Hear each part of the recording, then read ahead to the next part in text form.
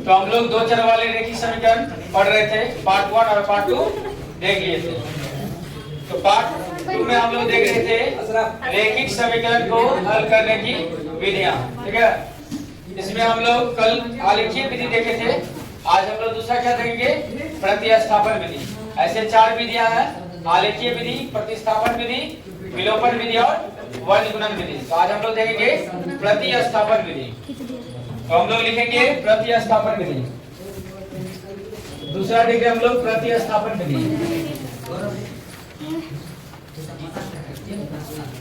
प्रतिस्थापन विधि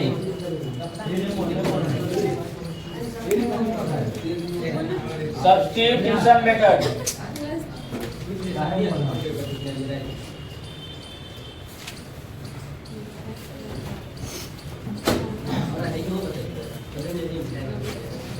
तो हम लोग प्रतिस्थापन विधि में देखेंगे। तो सबसे पहली बात है, प्रतिस्थापन विधि में क्या होता है, इसमें दो समीकरण दिया हुआ रहता है, किसी एक समीकरण से x का मान निकालेंगे और दूसरे समीकरण में x का मान पुट किया जाता है, यानी उसके स्थान पे क्या है, पुट किया जाता है, इसीलिए हम लोग बोलते हैं इसको प्रतिस्थापन विधि। और x का मान निकाल लेंगे, फिर इक्वेशन 1 या 2 में किसी में भी x का मान पुट करेंगे तो y का मान निकल जाएगा, ठीक है। इसमें हम लोग प्रतिस्थापन विधि में जैसे कि एक सवाल लेते हैं, बहुत ही आसान सवाल है। एक सवाल है x प्लस वाई बराबर 10, x प्लस वाई बराबर 10।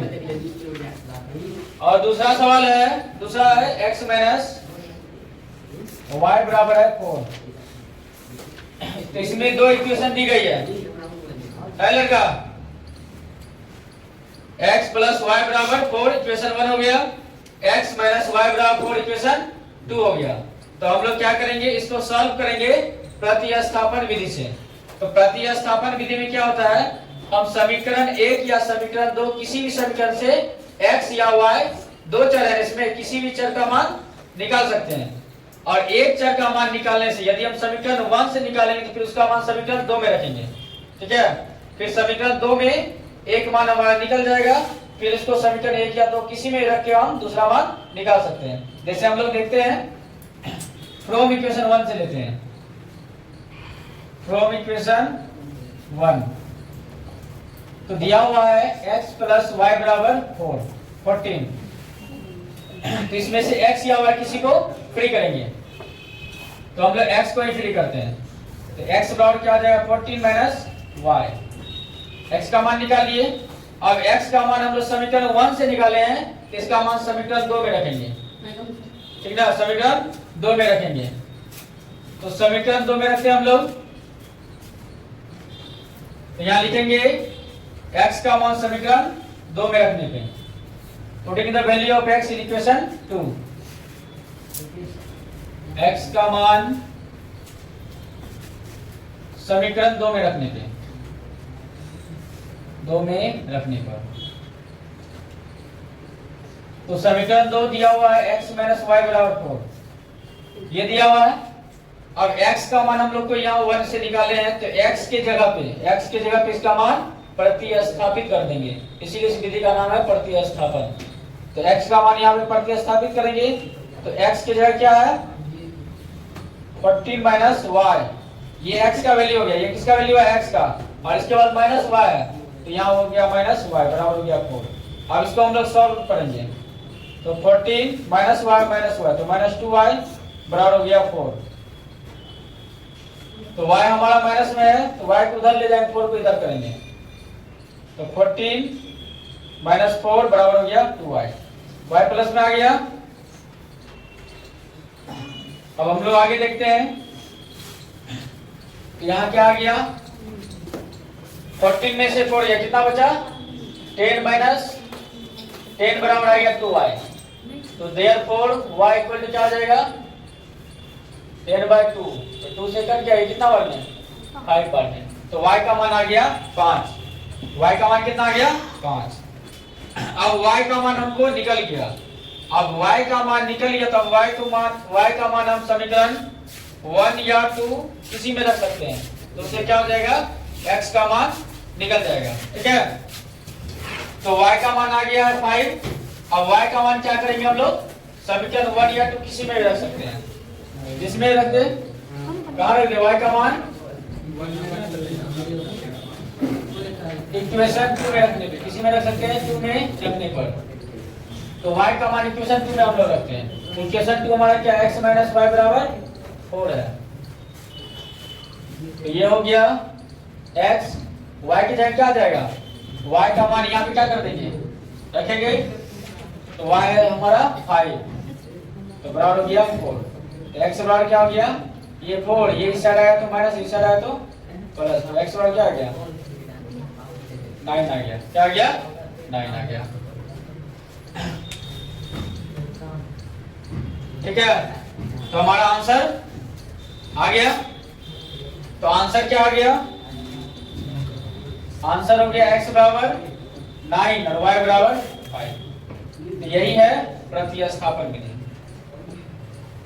दो इक्वेशन में से किसी एक में से x का मान निकालेंगे, वो x का मान 1 से निकालेंगे तो 2 में रखेंगे, फिर x का मान रखेंगे तो y का मान आ जाएगा, फिर y का मान हम 1 या 2 किसी में रखेंगे तो निकल जाएगा x का मान। इस प्रकार से x बराबर 9 और y बराबर 5 हमारा आ गया। तो ये है प्रतिस्थापन विधि। इसमें दो चर वाला रैखिक समीकरण है, इसमें दोनों चर का मान निकल गया, x का मान निकल गया, x का कितना आया 9 और y का आ गया 5। ये कंप्लीट है, आ गया समझ में।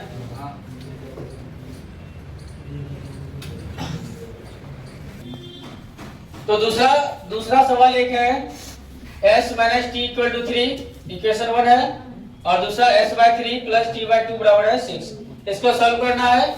ये भी एग्जाम की दृष्टि से वीवीआई क्वेश्चन है, पूछा गया क्वेश्चन है।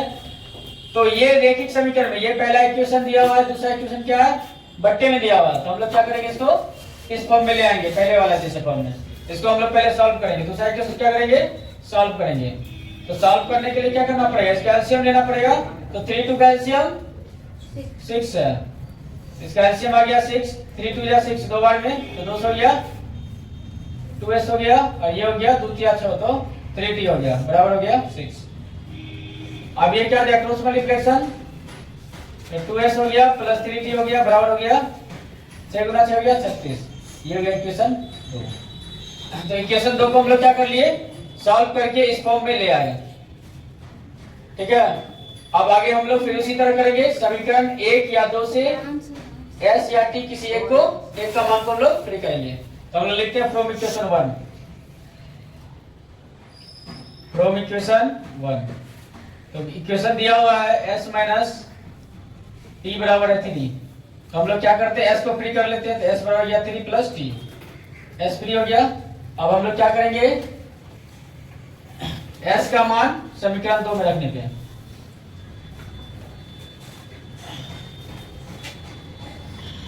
तो s का मान इक्वेशन 2 में रखने पे, तो इक्वेशन 2 दिया हुआ है ट्वाइस s प्लस 3t बराबर 36। यहाँ 2 हो गया इंटू s का मान कितना दिया हुआ है, s का मान हम लोग निकाले 3 प्लस t, तो s के जगह हम लोग पुट करेंगे 3 प्लस t। अब इसको आगे क्या करेंगे, सॉल्व करेंगे।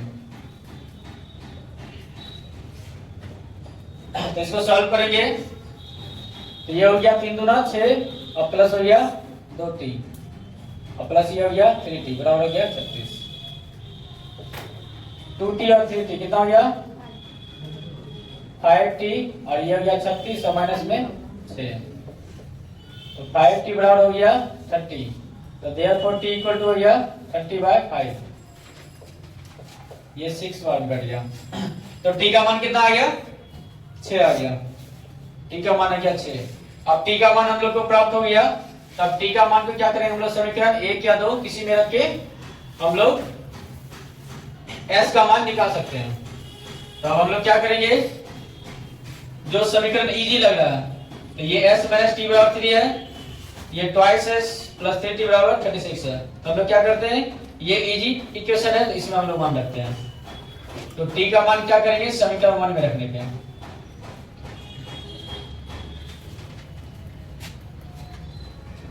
तो हम लोग क्या करेंगे अब टी का मान क्या कर देंगे समीकरण 1 में रख देंगे।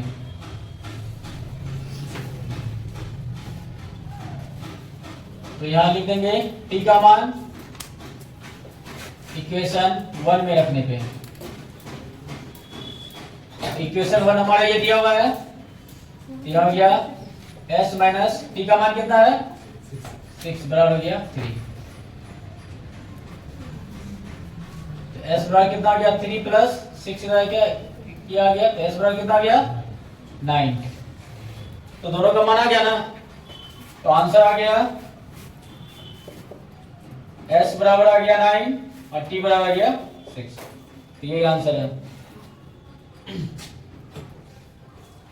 तो इजीली तरीका से हम लोग बना सकते हैं। अब एक तीसरा क्वेश्चन हम लोग देखते हैं। ये ठीक है ना, हो गया।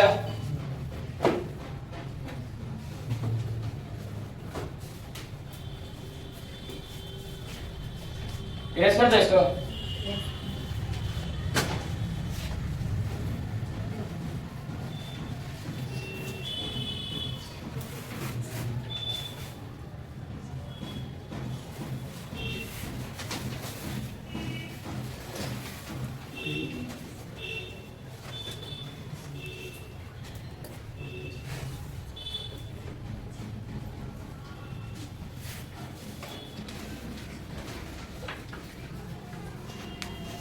एक तीसरा क्वेश्चन देखते हैं हम लोग।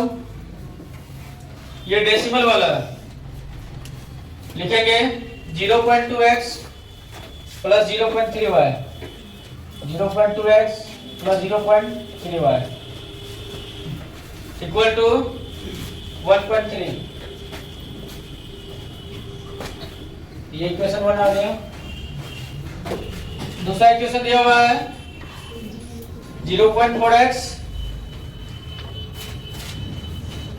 प्लस 0.5y बराबर 2.3, 0.5y बराबर 2.3।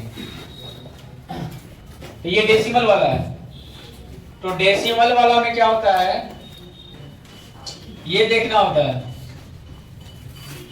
इसमें भी क्या है एक अंक के बाद डेसिमल है, इसमें भी एक अंक के बाद डेसिमल है, और इसमें भी क्या है एक अंक के बाद है। LHS RHS अगर सेम अंक के बाद डेसिमल होता है, दोनों का डेसिमल क्या कर सकते हैं तुम लोग रिमूव कर सकते हैं।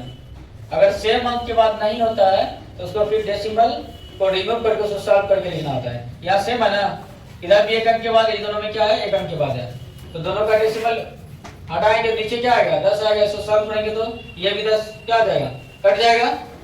इसी का क्या है, इसको सॉल्व नहीं डायरेक्ट हम लोग क्या कर देंगे रिमूव कर देंगे। दोनों सेम है इस कारण, इधर भी एक अंक के बाद है, इधर भी एक अंक के बाद, इधर भी एक अंक के बाद है और इधर भी एक अंक के बाद है। तो हम लोग क्या करेंगे डेसिमल को रिमूव कर देंगे। तो हमारा इक्वेशन क्या बन जाएगा 2x प्लस 3y बराबर हो गया 13। ये हो गया इक्वेशन 1। दूसरा हो गया 4x प्लस 5y बराबर 23। हो गया इक्वेशन 2। हम लोग सिमिलरली इसी प्रकार सॉल्व करेंगे जैसे दो क्वेश्चन को सॉल्व किया है। हम लोग समीकरण 1 या 2 से x या y किसी भी चर को फ्री कर लेंगे। हम लोग समीकरण 1 से ही लेके चलते हैं। तो फ्रॉम इक्वेशन 1, तो इक्वेशन 1 दिया हुआ है 2x प्लस 3y बराबर 13। तो यहाँ 2x बराबर हो जाएगा 13 माइनस 3y, तो therefore x equal to 13 minus 3y by 2। यहाँ से हम लोग x का मान निकाल लिए। अब हम लोग क्या करेंगे x का मान इक्वेशन 2 में रखने पे ना, putting the value of x in equation 2। तो x का मान इक्वेशन 2 में रखने पे इक्वेशन 2 हमारा दिया हुआ है 4x प्लस 5y बराबर 23। यहाँ हो गया 4, x का मान यहाँ दिया हुआ है 13 माइनस 3y बाई 2 और यहाँ प्लस है 5y बराबर 23। अब हम लोग आगे इसको क्या करेंगे सॉल्व करेंगे। तो ब्रैकेट से बाहर जो भी संख्या होती है उसको क्या किया जाता है गुना कर लिया जाता है। यहाँ नीचे में बाय में 2 है, तो ये गुना में इसको हम काट सकते हैं यहाँ से। ये 2 को क्या कर लेते हैं हम लोग, यहाँ से काट देते हैं। यहाँ 2 से कट जाए 2 बार में, फिर ये 2 से यहाँ गुना हो जाएगा। तो ये हो गया 13 दूना हो गया 26 और माइनस हो गया 3y और प्लस इधर हो गया 5y बराबर हो गया 23। तो आगे सब करेंगे 26 प्लस 2y बराबर हो गया 23। तो 2y बराबर हो जाएगा। तो यहाँ पे जब हम लोग गुना किए हैं 13 दूना कितना हो गया 26 हो गया और यहाँ हो गया माइनस 6y हो गया, ये छूट गया था, प्लस 5y बराबर हो गया 23। तो 26 और ये कितना आ गया, यहाँ माइनस 6y प्लस 5 है तो माइनस y आ गया और यहाँ आ गया कितना माइनस y बराबर हो गया माइनस 3। दोनों साइड माइनस है, माइनस कैंसिल हो जाएगा तो y बराबर आ गया 3। तो y का मान हम लोग का आ गया। अब y का मान निकल गया तो हम लोग क्या करें, y का मान समीकरण 1 या 2 किसी में रखेंगे तो x का मान निकल जाएगा। तो लोग y का मान क्या करते हैं, समीकरण 1 में रख देते हैं। क्या क्लियर है? तो आगे हम लोग क्या करते हैं, y का मान को समीकरण 1 में रखते हैं। यहाँ लिखेंगे y का मान समीकरण 1 में रख देते हैं।